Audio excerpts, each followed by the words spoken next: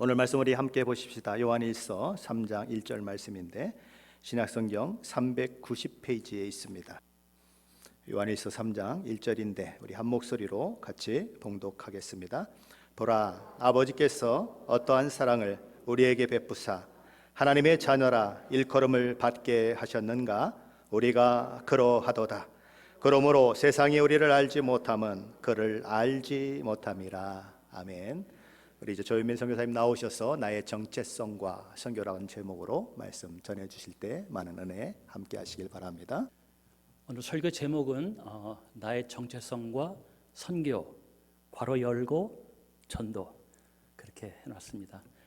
여러분과 제가 공통적으로 안고 있는 그런 우리의 사명 거기에 대해서 우리가 좀 나눠보고 싶었습니다. 오늘 본문 요한일서 3장 1절 여기서 요한은요 자기가 도저히 표현할 수 없는 방법 그것 때문에 고민하고 있습니다.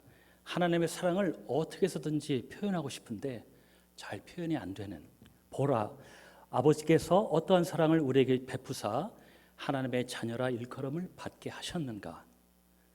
이 문장 우리는 마치 의문문처럼 생각하기 쉽습니다. 그런데 본래 원문은 감탄문입니다. 우리 흔히들 옆에 사람 옆구리 찌르면서 에이 뭐 하나님은 무슨 사랑 주셨대? 뭐 이런 것이 아니고요. 아니 도대체 어떻게 하나님이 이런 사랑을 우리에게 주셨단 말인가? 이런 의미로 사용하고 있습니다. 하나님의 사랑 정말 사람한테 참 좋은데 사람한테 정말 딱인데 어떻게 표현할 방법이 없네. 요한이 하고 싶은 말 이런 뜻이 아니었을까 저는 한번 생각을 해봅니다. 여러분 이 광고 기억하십니까? 식품회사 회장님께서 직접 광고에 출연해서 했던 광고입니다. 여러분 기억하세요? 기억 안 나세요? 산수유 사람한테 참 좋은데 사람한테 남자한테 딱인데 표현할 방법이 없네. 이분 그렇게 하셨잖아요.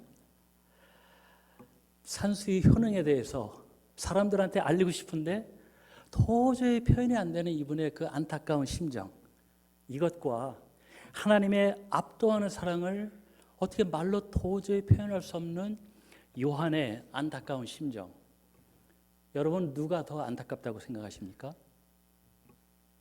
하나님의 사랑 정말 좋은데 표현할 길이 없네. 오늘 요한일서 3장 1절 이 한 절에서 요한은 우리가 깨달아야 될 세 가지 너무도 커다란 주제를 담고 있습니다. 두 가지는 이미 우리가 나눴습니다. 지난 수요일 말씀들을 통해서 나눴던 내용인데요. 첫 번째, 하나님은 누구신가? 거기에 대해서 우리가 나눴습니다.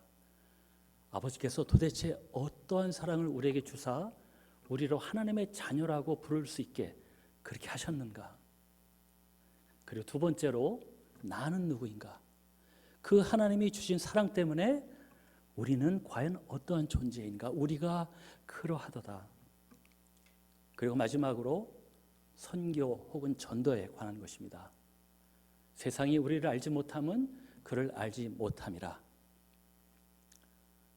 이 내용에 대해서 우리가 한번 오늘 나눠보겠습니다. 첫 번째로 하나님은 누구신가에 관한 이야기입니다.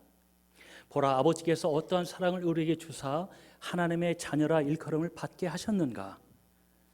하나님이 죄인을 위해서 나를 위해서 목숨을 버리셨다. 거기서 그치지 않고 하나님은 오늘도 나를 향한 사랑 때문에 정신이 홀딱 다 나가 계신다. 우리가 계속해서 나누었던 내용입니다. 우리 모두가 이 황당무계한 하나님의 사랑을 우리 삶 속의 사실로 받아들인 지가 꽤 오래됐습니다. 여러분 가운데는 이 이야기를 이미 수천 번 이상 들으신 분도 계실 것입니다. 하지만 오늘 우리는 또다시 이야기를 해야만 됩니다. 이제 좀 새로운 거 없나? 우린 늘 새로운 거 찾습니다. 교회 안에서도 우리 목사님 맨날 똑같은 얘기 하셔. 오늘 좀 새로운 얘기 안 하실까? 하지만 이런 유혹에도 불구하고 우리는 오늘 똑같은 이야기를 다시 반복하려고 합니다. 여러분과 저에게는 반복해서 이 이야기를 정말 진지하게 들어야 될 만한 아주 우리가 쉽게 알지 못하는 아주 심각한 이유가 있기 때문입니다. 우리가 너무도 자주 이 선언에 무감각해지기 때문입니다. 우리는 더 이상 이 압도하는 소식에 놀라지도 않습니다.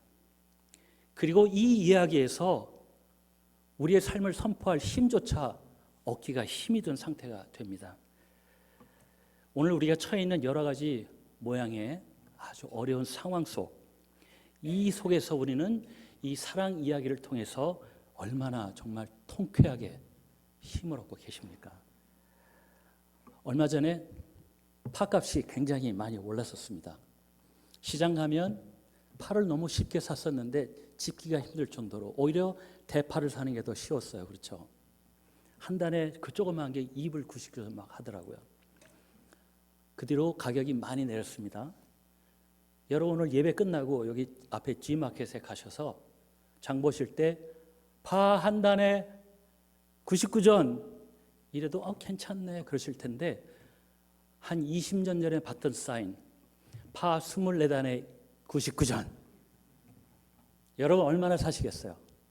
잔뜩 사갖고 와서 파전도 해먹고 파 간장도 만들고 파김치, 파무침 또 여러분 칡냉면 좋아하세요?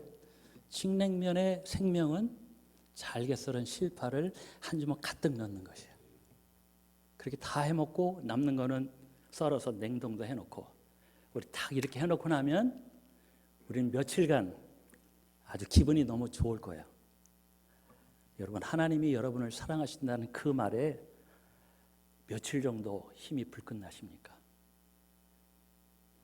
오래전에 제가 바나나 리퍼블릭 아울렛에서 너무 멋지게 생긴 노란색 그 바바리를 하나 샀습니다. 남자 옷이라고 하기는 너무 예쁜 그런 바바리를 하나 샀어요. 문제는 옷이 너무 멋지다 보니까 받쳐 입을 옷이 없어서 1년에 10번 이상 입지를 못했어요. 근데 입을 때마다 무슨 생각이 날까요? 내가 이 옷을 세일해서 $29에 샀다. 입을 때마다 생각이 나는 거예요. 너무 좋더라고요. 사람들이 계속 칭찬해 주는데 얼마 줬는지 알아? 이 기분이 참 좋았습니다. 우리 수요일 날 함께 불렀던 찬양 그가 너로 인하여 기쁨을 이기지 못하시며 즐거이 부르며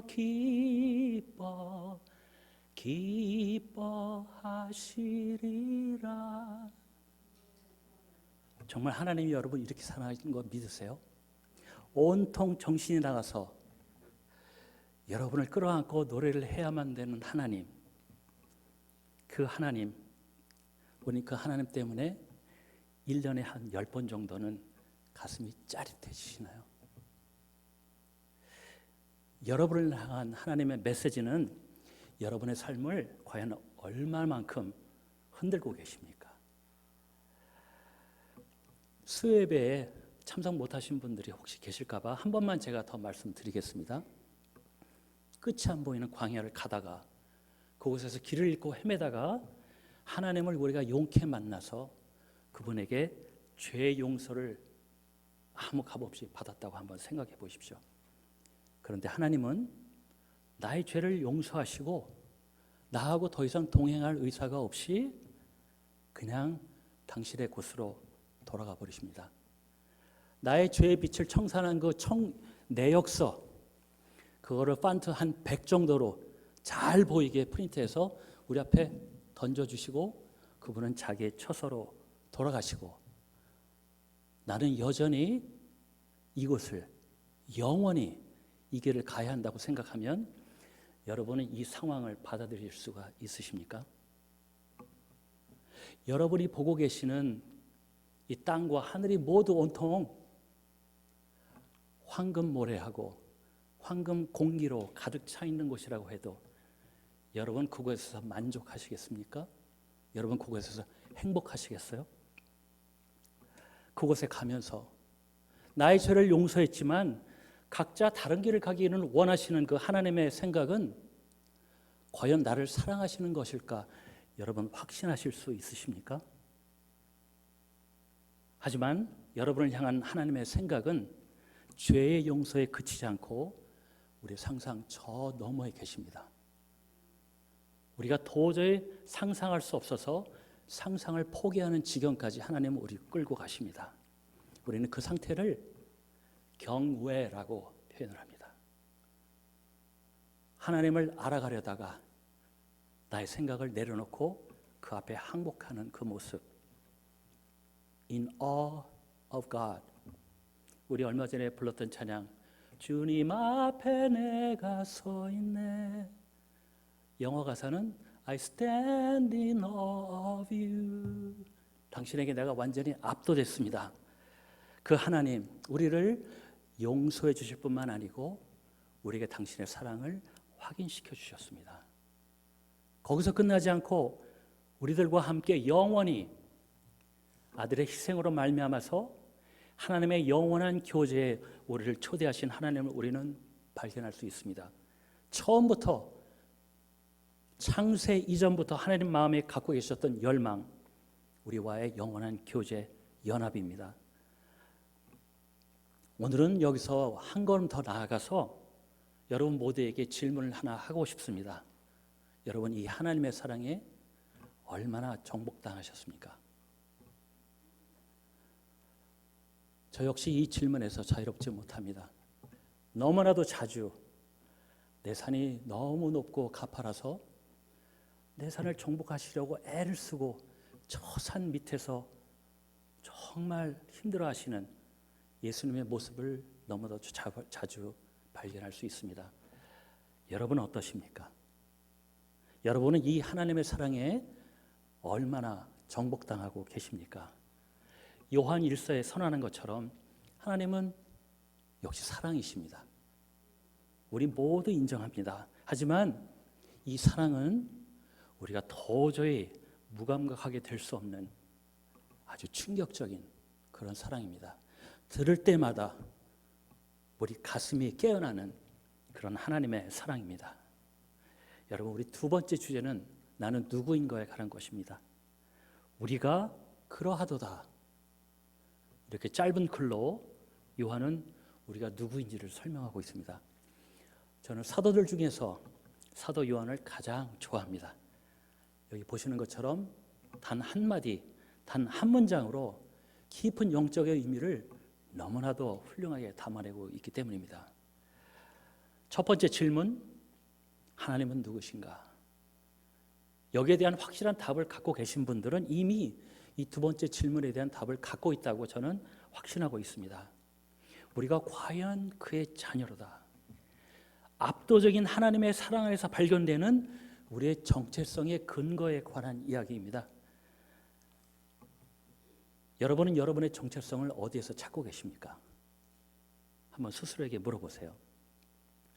제가 분명히 믿기에는 우리에게는 한 개의 진짜 정체성이 있고요. 셀 수 없는 수많은 가짜 정체성들이 있습니다. 다른 말로 진짜 자아와 가짜 자아라고 이야기도 하죠. 사단은 크게 세 가지로 우리를 현혹해서 거짓 정체성을 우리 안에 어떻게든 심어보려고 모든 수단을 다 동원합니다. 요한은 이야기했습니다. 이 세상이나 세상에 있는 것들을 사랑하지 말라. 누구든지 세상을 사랑하면 아버지의 사랑이 그 안에 있지 아니하니 이는 세상에 있는 모든 것이 육신의 정욕과 안목의 정욕과 이생의 자랑이니 다 아버지께로 온 것이 아니요 세상으로부터 온 것이라. 여기 세상의 유혹 세 가지가 언급되어 있습니다. 뭐였죠? 첫 번째로 육신의 정욕, 두 번째 안목의 정욕, 세 번째 이생의 자랑. 주님께서 요한을 통해 제시하신 이 기준에 따르면 나의 왜곡된 정체성은 첫 번째로 육신의 정욕 때문입니다. 바로 내가 소유하거나 소유하지 못한 것. 두 번째로 안목의 정욕, 내가 할 수 있거나 할 수 없는 것들. 그리고 이생의 자랑, 세상이 나에게서 이야기하는 것. 나를 평가하는 것, 이것들로 인해서 나를 결정할 때가 너무나도 많습니다. 3장에 창세기 3장에 유명한 그 나무가 나옵니다. 첫 번째로 먹음직하기도 하고, 두 번째 보암직하기도 하고, 세 번째 지혜롭게 할 만큼 탐스럽기도 한 선악과에 대한 이야기. 함께 묵상해 보면 여러분께서 이해하시는 데 도움이 될 것 같습니다. 오늘은 짧은 저의 시간 때문에 그냥 넘어가도록 하겠습니다. 자, 유명한 탕자 이야기 기억하시죠? 예수를 믿지 않는 사람들도 탕자 얘기는 다 잘 알고 있습니다. 첫째 아들은 내가 하는 일에서 자기의 정체성을 찾으려고 노력했습니다. 과거에는 둘째 아들에게 우리의 그 포커스를 집중했었는데 요즘에는 첫째 아들을 우리가 많이 생각하고 보고 있습니다. 일을 잘 해내야만 나의 정체성을 건강하게 유지할 수 있는 사람입니다. 자기 일에 대한 보상이 주어지지 않았다고 생각할 때는 내가 차별을 당하고 있다고까지 생각을 하게 됩니다. 우리 임마누엘 교회 첫째 아들 한 분도 안 계시죠? 네, 한 분도 안 계시죠? 저는 장남이지만 첫째 아들 피합니다. 사양합니다. 하나님의 압도적인 사랑과 그가 주신 영원한 기업, 다시 한번 말씀드립니다. 하나님의 압도적인 사랑과 그가 주신 영원한 기업, 여러분 이것으로 만족하십니까? 아멘? 첫째 아들 안 돼도 됩니다. 우리 둘째 아들은 소유에 있었습니다. 돈을 넉넉해 가지고 집을 떠났습니다. 아버지를 졸라서 어마어마한 돈을 갖고 떠났을 때에는 자기 정체성이 마치 바위처럼 아주 단단해서 자신만만하게 집을 나섰습니다. 하지만 자기가 가진 재산을 다 탕진하자마자 그는 그냥 가난해진 정도가 아니라 스스로를 종만도 못한 존재로 인식했습니다. 그리고 우리가 저 3번에서 보는 것처럼 세상은 그를 더 이상 옛날처럼 취급하지 않았어요. 그 많은 돈을 탕진하고 거지가 된 이 둘째 아들, 돼지 우리에서 일하면서 돼지와 주업 열매를 같이 먹게 했어요. 인간 대접받기엔 정말 한참 모자란 존재로 그를 대접했습니다. 넌 실패자니까 당연히 실패자 열매를 먹고 살아. 이렇게 해서 둘째 아들의 정체성은 땅바닥에 내팽개쳐졌습니다. 첫째 아들조차도 자기가 하고 있는 일이 잘 나갈 때는 괜찮은 것 같아 보여도 그 일이 안 풀릴 때에는 인정받지 못했다는 느낌, 자기 자신이 작아 보인다는 느낌 때문에 그 첫째 아들의 정체성도 역시 파괴되게 되어 있습니다. 하지만 이 둘째 아들, 아버지에게로 돌아왔을 때 돈이 결정해 줬던, 그리고 세상 사람들이 결정해 줬던 자기의 이 거짓 정체성을 버리고 아버지가 결정해 준 변하지 않는 영원한 자기의 진짜 정체성을 회복했습니다. 뭐였죠? 여러분들 기억하세요?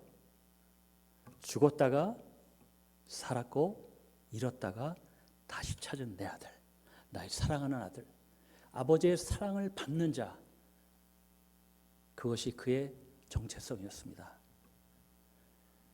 오늘 본문으로 돌아와서 제가 묻습니다. 여러분의 정체성, 여러분은 누구이십니까?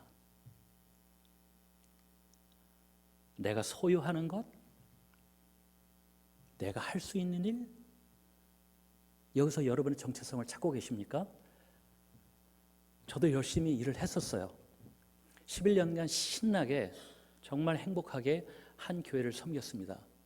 교회 모든 부서를 다 돌아다니면서 일을 했어요.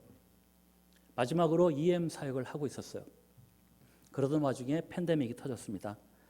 저는 11년간 섬겼던 교회에서 교회가 EM을 폐지하면서 EM 사역자가 필요 없게 되었기 때문에 저 역시 같이 레이오프가 됐습니다.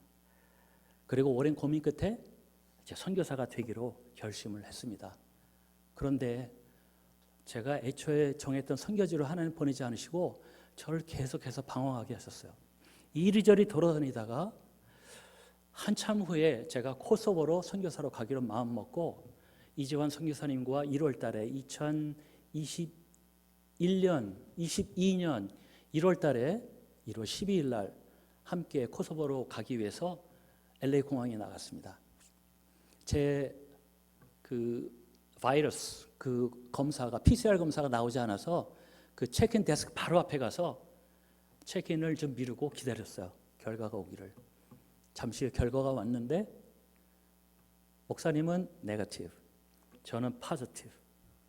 목사님께서 제 어깨 너머로 제 전화기 이렇게 보고 계시는 거예요. 못 가네. 목사님이 그러시더라고요. 그래서 우리 둘은 아무 말 없이 조용히 목사님은 체크인 데스크를 향해서 저는 빠져나가는 문을 향해서 우리는 헤어졌습니다. 그렇게 하고 결국은 5월 달에 겨우 코소보를 제가 다녀올 수 있었습니다. 여러분, 제가 하는 일에 저의 정체성이 매달려 있었다면 저는 정말 이 비행에서 어지러워서 이 비행을 포기했을 것 같아요. 세상이 말하는 나는 어떻습니까? 여러분께 세상은 뭐라고 하고 있나요? 너는 이런 사람이야 라고 하는 말 여러분 들으십니까? 한국에 가면 특히 더 좀 심한 것 같아요. 모든 사람이 주변 사람들과 나를 비교해서 항상 나를 평가하더라고요. 사람들이 요구하는 내가 몇 살 때는 뭐를 해야 되고 몇 살 때는 학교를 마쳐야 되고 몇 살에는 직장을 갖고 몇 살에는 결혼하고 몇 살에는 사업을 시작해야 돼. 이 틀에 안 맞으면 마치 실패자인 듯한 그런 상황으로 몰리게 되는 것을 많이 봤습니다. 여러분, 이것 때문에 여러분이 결정되는 것을 받아들이실 수 있습니까? 소유, 일, 사람들의 평가, 이것들은 우리를 결정할 수 없습니다. 왜냐하면 이것들은 계속해서 변하거든요. 얼마나 자주 변할까요, 여러분? 저는 여기 교회에 와서 교회가 참 아름답다고 생각했어요. 이 아름다운 교회를 감싸고 있는 이 침엽수, 이 숲, 교회를 완전히 두르고 있어요. 여기에 잔가지까지 포함해서 가지가 몇 개나 될까요? 이 가지수만큼 우리의 정체성들이 존재할 것 같아요. 우리가 세상의 이야기를 쫓아가면 우리는 그렇게 할 수 없습니다. 이 세 가지 외에 우리에게는 한 가지 선택지가 더 있습니다. 여러분, 뭐라고 생각하세요? 이미 우리 나눴었는데 하나님이 말씀하시는 나, 하나님이 말씀하시는 여러분은 누구십니까? 죽었다가 살았고 잃었다가 다시 찾은 내 아들. 또 뭐가 있어요? 내가 사랑하는 자. 믿으십니까? 여기 오늘 제가 한 가지 더 추가하기 원합니다. 야곱의 얘기 잘 아시죠? 야곱의 사랑했던 아내 라헬, 그는 자기 남편을 따라서 아버지가 살던 곳을 떠나서 가나안 땅으로 들어오게 됩니다. 이동 중에 베들레헴 바로 길목에서 그는 막내 아들 베냐민을 낳다가 죽게 됩니다. 이제 막 낳은 내 아들, 그리고 길거리에서 죽어가는 자신의 처지를 바라보면서 그는 자기 아들을 향해서 벤 오니, 슬픔의 아들이라고 불렀어요. 그러자 그 옆에서 이거를 지켜보고 있던 이 야곱이 이런 생각을 합니다. 나는 이 여자를 너무 사랑해서 14년을 삼촌의 집에서 봉사했어. 근데 지금 내 아내가 죽어가네. 하지만 내 아내가 죽더라도 이 아이는 벤 오니, 슬픔의 아들이 아니야. 이 아이는 오른손의 아들 벤 야민이야. 그는 그렇게 선포했습니다. 아기 이름을 바꿔버렸어요. 이 장면을 통해서 발견되는 그리스도의 이야기, 고난 가운데서 승리하신, 그리고 죽음 가운데서 부활을 선언하신 하나님 아버지의 오른손의 아들 예수 그리스도의 모습처럼 우리 역시 우리 생각에 실패의 사람이라고 느껴져도 하나님 안에서 우리는 역시 승리의 자녀로 선언되었습니다. 이 승리자의 권리 여러분 어떻게 얻으셨습니까? 하나님께 권리 구매 동의서를 제출하셨나요? 하나님 그런 거 받으시지 않으셨어요.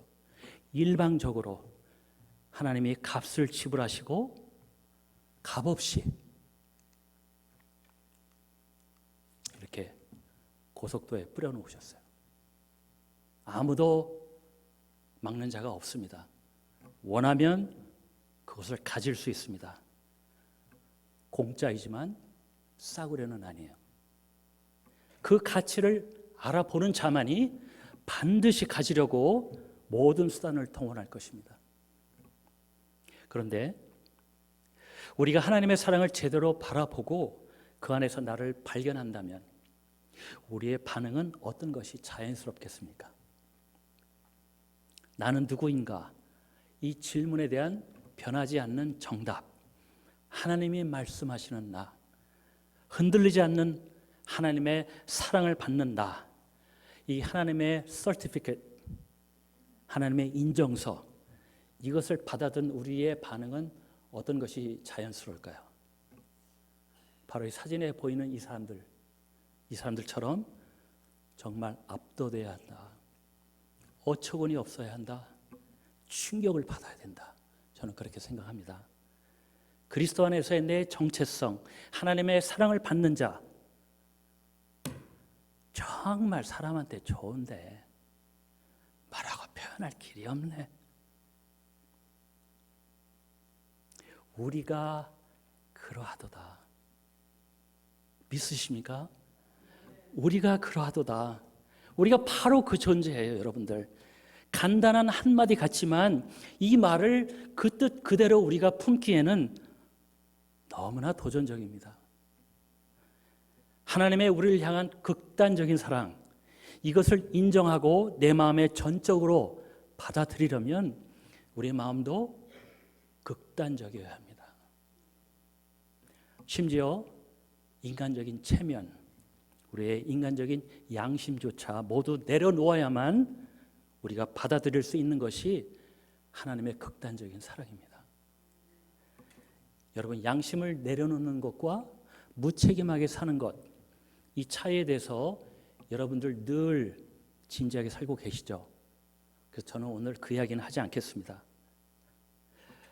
그리스도의 사랑을 있는 그대로 품기 위해서 우리는 모두 영적인 뻔뻔함이 필요합니다. 히브리서 기자는 이것을 아주 점잖게 표현을 했어요. 나는 그리스도 안에서 누구인가를 이야기할 때 그리스도의 피로 인해서 우리가 성소에 들어갈 담력을 얻은 자다.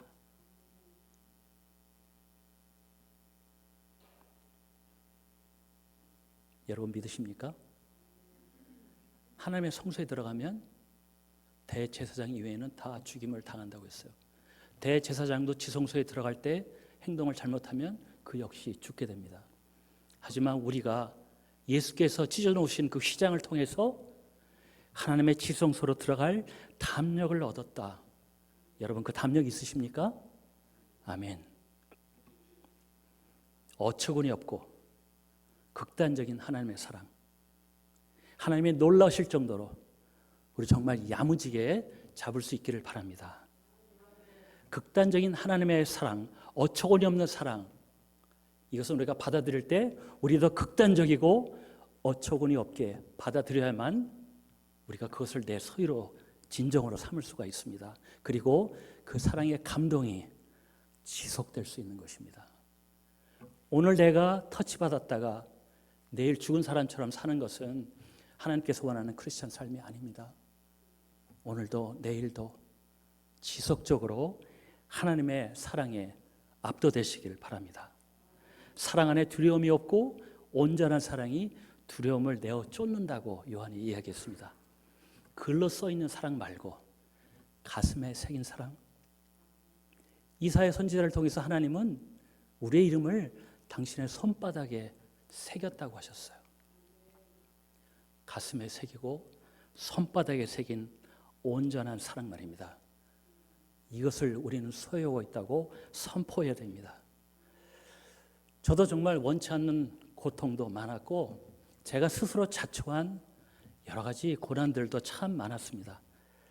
제가 여러분께 동병상련의 심정으로 권유드립니다. 그리고 격려드립니다.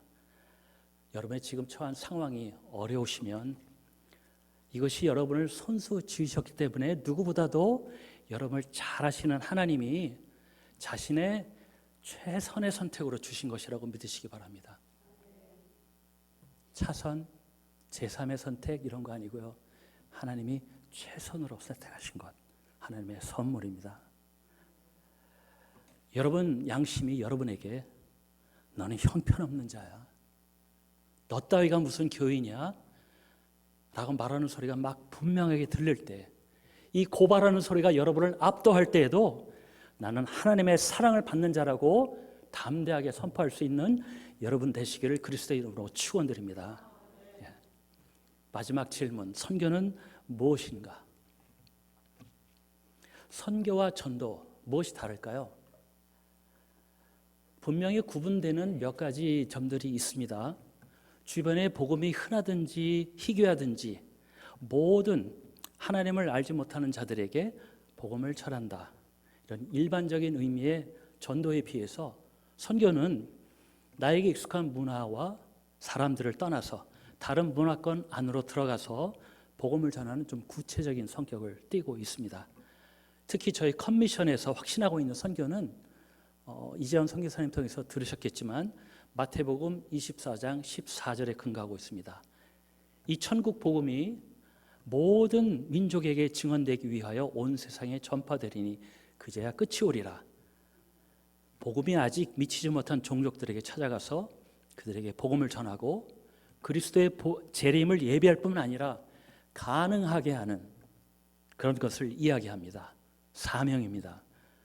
즉 그리스도의 재림의 때를 우리가 수동적으로 기다리는 것이 아니고 주님과 함께 능동적으로 만들어가는 것. 만들어간다고 하면 좀 거부감이 드는 분들도 계실 것 같아요. 그래서 제가 함께 참여하는 것, 그렇게 이야기해 보겠습니다. 적극적으로, 능동적으로 그리스도의 사역에 참여하는 것. 단순히 구원받을 자들을 찾는 것이 아니라 하나님의 나라에서 나와 함께 예배할 자들, 복음이 미치지 않은 그곳에 가서 나와 함께 하나님의 보좌 앞에서 영원히 같이 예배할 자들을 찾는 것입니다. 그리고 그들을 통해서 또다시 그들과 함께 예배할 수 있는 다른 사람들을 찾게 하는 것. 그래서 하나님 나라의 도래를 앞당길 수 있는 그런 사명을 따라가는 것입니다. 근데 이 부분은 우리 커미션 대표이신 이재현 선교사님께서 여러분께 이미 말씀드렸고 6월 달에 또 오셔서 자세하게 더 말씀하실 거예요. 그래서 오늘 저는 초보 운전자이기 때문에 운전을 좀 길게 안 하겠습니다. 이렇게 뚜렷이 구별되는 선교와 전도, 하지만 여기는 도리어 겹치는 부분들이 더 많습니다. 그래서 오늘 설교 제목을 선교, 전도 그렇게 제가 넣은 것입니다. 공통되는 핵심 부분이라고 한다면 아마도 복음화, 거기에 있겠죠. 복음을 받아들이지 못하고 있는 사람들을 설득해서 우리 중 하나로 만드는 것. 오늘은 이것에 좀 집중해 보겠습니다. 시애틀 임마누엘 성도님들이 스스로 자발적으로 시작한 사역 중에 아주 멋진 것을 하나 제가 봤습니다. 매주 금요일마다 피켓을 들고 나가셔서 지나가는 차들을 향해서 복음을 선포하는 것. 너무 아름다워 보였습니다. 제 마음이 참 하나님께 감사했어요. 누가 시키지도 않았지만 내가 받은 이 하나님의 복음에 감사해서 나도 나가서 사람들에게 전하는 것. 정말 멋진 모습이었습니다. 그런데 전도가 우리 누구에게나 다 늘상 재미있고 흥미로운 것은 아니에요. 그렇죠? 오히려 크리스찬들에게 가장 시도하기 힘든 것 중에 하나가 전도가 아닐까라고도 생각해 봅니다. 우리 안에는 전도를 하지 못하는 멈추지 않는 관성이 있어요. 이걸 계속 좀 멈춰보고 싶은 생각은 있는데 멈추지가 않아요. 어떻게 되돌릴 방법이 없습니다. 다른 봉사는 굉장히 열심히 해요. 즐겁게. 근데 전도는 왜 이렇게 힘이 드는지. 이 단단한 관성의 힘을 우리는 어떻게 부숴낼 수 있을까요? 제가 지금까지 이야기한 것처럼 흔들리지 않는 나의 정체성에 압도되는 것입니다. 하나님의 사랑을 받는 자라는 이 정체성 경험하고 확신하고 선포하고 이것에 압도되는 것입니다. 하나님은 누구신가? 그분 안에 과연 나는 그럼 누구인가? 이에 대한 해답에 지속적으로 충격을 받고 사는 것입니다. 얕은 사랑, 우린 주변에서 많이 듣습니다. 우리에게 때때로 감동도 줘요. 하지만 이런 얕은 사랑 이야기로는 우리의 삶의 관성을 절대 되돌릴 수가 없습니다. 우리의 관성을 도저히 더 이상 유지할 수 없을 정도의 충격으로 하나님의 사랑과 마주하는 것보다 우리를 선교자나 전도자로 잘 무장시켜주는 것은 절대 없습니다. 여러분에게 선교 혹은 전도의 결정적인 요인을 말해보라고 한다면 무엇을 꼽겠습니까? 각자 생각들이 많으실 거예요. 이게 바로 우리로 전도하게 해주는 거야. 제가 생각해 본 것은 고객 만족도입니다. 고객 만족도 무슨 뜻일까요? 내가 제품을 써봤는데 너무 좋아. 다른 사람에게 당신도 쓰세요. 요즘 아마존에서 물건 구입하면 우리 항상 보는 게 있어요. 리뷰를 보죠. 리뷰가 과연 몇 개 달렸나? 어떤 거는 막 몇만 개 달렸어요. 몇만 개 달렸는데 별이 4.5개. 그럼 우린 거의 눈 감고 주문을 하죠. 그만큼 파워가 있습니다. 하나님의 사랑이란 제품, 그것을 여기 계신 여러분들께서 써보시고 여러분이 말씀하시는 그 리뷰, 이 복음의 세일즈에 결정적인 역할을 합니다. 사람의 사랑, 그것 말고 하나님의 사랑, 여기에 대한 압도적인 그런 만족감이 없이, 그리고 흔들리지 않는 자신감 없이 이 하나님의 사랑을 팔려고 하면 잘 팔리지도 않을 뿐더러 확신 없는 제품을 내가 팔아야 되기 때문에 나에게 부담감이 영 너무 큰 게 아니에요. 벗어나고 싶어요. 전도하고 싶지 않아요.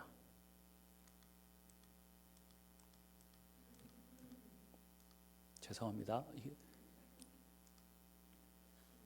호나우진이라는 축구 선수를 여러분 아십니까? 세계에서 가장 유명했던 축구 선수입니다. 축구를 너무 잘해서 이 세상 사람 같지 않게 한다고 해갖고 외계인이란 별명까지 붙었어요. 생긴 것도 조금 외계인같이 생겼었어요. 그래서 외계인인데 이 사람이 하루는 한 2012년에 인터뷰에 나갔습니다. 인터뷰에 가서 딱 앉았는데 앞에 음료수가 하나 딱 이렇게 있었어요. 인터뷰를 하다가 목이 말라서 이렇게 열어서 한 모금을 딱 마시고 따봉. 브라질 사람이잖아요. 따봉 그랬습니다. 근데 바로 즉시로 코카콜라 회사에서 중대 발표를 했습니다. 무슨 이야기였을까요? 지금부터 코카콜라는 호나우지니에 대한 스폰서를 파기합니다. 계약 파기. 호나우지니는 돈을 받고 코카콜라를 선전하고 있었습니다. 근데 기자회견장에 나와서 펩시콜라를 마셨어요. 고객 만족도 꽝입니다. 그렇죠? 거액의 후원 계약을 그 당시에 잃어버리고 말았어요. 모델이 바뀌었는데 제가 임마누엘 교회 조금 더 일찍 왔더라면 그 당시에 우리 교회 교인 중에 한 분을 추천해 드릴 뻔했어요. 광고 모델로. 코카콜라 너무 사랑하시는 분 누구신지 아시죠? 그분을 세웠으면 어떨까? 하루 6캔 마셔요. 너무 많다고요? 괜찮아요. 코카콜라 이거로 가요. 그랬을 텐데 그러면 고객 만족도 10,000%의 모델을 구할 수가 있었을 텐데, 그렇죠? 참, 우리가 조금 늦었습니다. 죄송합니다. 하나님의 사랑 참 좋은데 입으로는 세일즈 하지만 내 실제 삶에서는 하나님의 사랑이 아니라 돈 사랑, 명예 사랑, 권력 사랑, 그리고 심지어 내 감정 사랑, 여기에 우리가 압도되어서 그것만 소비하고 살거나 아니면 하나님의 사랑과 돈 사랑을 적당하게 섞어서 순도가 떨어지는 하나님의 사랑을 판다면 그 하나님의 사랑 잘 팔릴까요? 절대 팔리지 않을 거예요.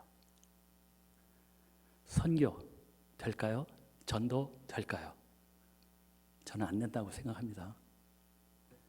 그러므로 세상이 우리를 알지 못함은 그를 알지 못함이라.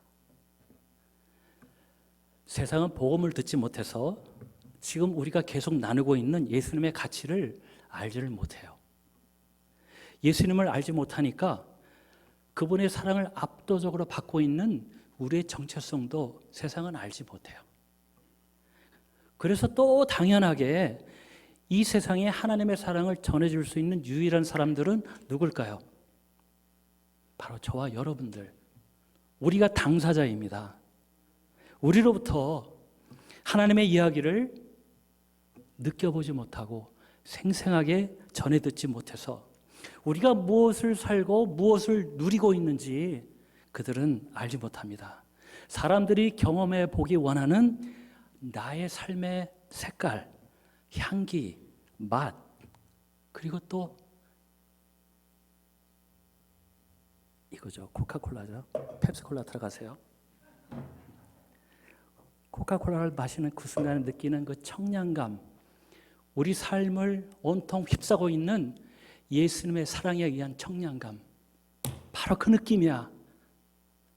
이것을 우리가 그들에게 보여주지 못하면 우리가 전하는 복음은 절대 매력을 가질 수가 없어요. 제가 수년 전에 콜레스테롤이 좀 높았어요. 의사가 저에게 스테틴을 먹으라고 했어요. 콜레스테롤 약 잘 아시죠? 여러분 중에도 드시고 계신 분이 있으실 거예요. 이 약을 한두 달 먹다가 먹고 싶지가 않아지더라고요. 부작용도 있다고 그래서 제가 인터넷으로 전문 인터넷 그 메디컬 사이트들 들어가서 보니까 저는 스테틴을 안 먹어도 되겠더라고요. 그래서 그때 제가 이제 시도한 것이 압력솥에다가 양파즙을 만들기 시작했습니다. 양파즙을 만들어서 하루에 한 잔씩 꼬박꼬박 마셨어요. 몇 개월 있다가 피 검사하니까 콜레스테롤이 쭉 내려갔어요. 또 몇 달 있다가 또 검사하니까 또 내려갔어요. 몇 달 있다 검사하니까 완전히 정상. 200이 넘었었는데 174로 내려왔습니다. 여러분, 저는 양파즙만 마셨습니다. 스테틴을 먹으면서 양파즙 선전하지 않았어요. 양파즙만 먹으면서 양파즙을 선전했어요. 그러니까 전도가 되기 시작하더라고요. 교회 권사님이 압력솥을 사서 양파즙을 만들어 드시기 시작했습니다. 주변의 사람들이 자꾸 찾아와서 양파즙에 대해서 저에게 물어보기 시작했어요. 양파즙은 저에게 소비자 만족도 몇 프로일까요? 10,000%. 예. 10,000%짜리 프로덕트예요. 비교할 수가 없어요. 다른 무엇과도. 다른 이야기 할 필요가 없어요. 그냥 양파즙 내가 먹어보니까 좋았어요. 지금은 여러분들이 그걸 만들어서 드시고 계세요. 제 그 세일즈를 통해서. 여러분, 이것이 선교이고 전도라고 저는 생각합니다. 양파즙을 선전하고 스테틴을 숨어서 먹는 것이 아니고 양파즙 선전하고 양파즙 먹는 것. 예수 선전하고 예수를 먹고 사는 것. 그리고 내가 먹은 예수가 너무 좋아서 그 예수를 파는 것. 이것이 선교이고 전도입니다. 여러분이 하나님의 사랑을 알고 거기에 전적으로 그리고 계속해서 설득당해서 여러분의 흔들리지 않는 정체성을 오직 그리스도 안에서만 발견하고 누리면 여러분의 복음은 여러분에게 소비자 만족도 1위, 소비자 만족도 10,000% 제품이 되는 것입니다. 그 제품은 여러분들이 가지고 나가서 자신 있게 파실 수 있을까요? 없을까요? 확신하십니까? 네, 아멘. 찬송가 제가 너무 좋아하는 찬송이 있어요. 1, 2, 3, 4절에 있는데 굳이 제가 이 3절을 너무 좋아해요. 예수의 넓은 사랑을 어찌다 말하랴 그 사랑 받은 사람만 그 사랑 알도다. 아멘. 받은 자는 알아요. 그리스도의 사랑이 우리를 강권하시는도다. 우리가 생각건대 한 사람이 모든 사람을 대신하여 죽었은즉 모든 사람이 죽은 것이라. 폭력이나 강압에 의해서 협박당했기 때문에 항복하는 것이 아니고 우리를 압도하는 사랑으로 우리에게 오시는 우리 그리스도에게 완전 설득당하는 자발적인 항복. 이것을 통해야만 전하는 사람도 듣는 사람도 모두 그 마음의 생명을 느낄 수 있는 감동의 이야기가 탄생되는 것입니다. 그 말씀이 선포되면 여러분 전도하면 여러분이 먼저 감동되지 않으세요? 그 놀라운 하나님의 설득 능력, 거기에 감동되는 것은 전도하는 사람에게 먼저입니다. 이 감동의 이야기가 우리를 통해서 탄생이 됩니다. 여러분, 허우적거리는 나를 향해 뻗친 예수님의 손을 우리가 정말 명확하게 볼 수가 있어야 그의 손을 꼭 붙잡을 수 있고, 그래야만 허우적거리는 다른 사람의 손을 분명하게 보고 그 손을 또 잡을 수가 있어요. 예수님의 손에 붙잡힌 그 진정한 느낌, 그것을 경험한 사람은 자기 손을 허공에 뻗어서 자기 손을 휘젓고 있는 그 길 잃은 자의 손을 잡을 수 있는 능력뿐만 아니라 잡고 싶은 열망을 갖게 되는 것입니다. 여러분, 선교사들 부러우세요?